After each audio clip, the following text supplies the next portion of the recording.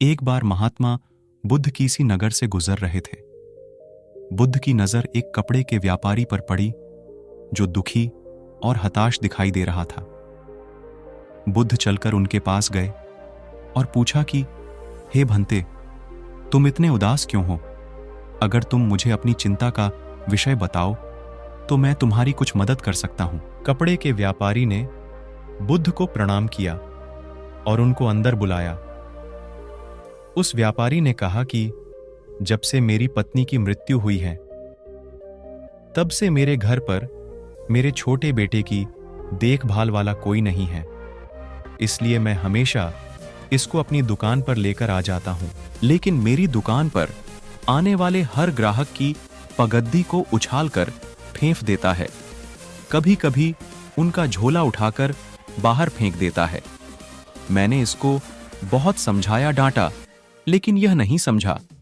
इसकी इस हरकतों की वजह से मेरे सारे ग्राहक खुद को अपमानित मानकर वापस चले जाते हैं। बुद्ध बोले, मैं तुम्हारी सहायता कर सकता हूं, पर तुम मुख्य वचन दो कि मैं जो भी करूंगा तुम उसमें दखलंदाजी नहीं करोगे, ना ही कोई प्रश्न करोगे। व्यापारी बुद्ध को वचन दे देता है। अगले दिन बुद्ध एक पगड्डी पहनकर आए और एक ग्राहक की भांति आकर बैठ गए। व्यापारी का बेटा आया और बुद्ध की पगड्डी को उछाल दिया। महात्मा बुद्ध मुस्कुराए और कहा, बहुत अच्छा, जाओ उस पगड्डी को वापस लेकर आओ।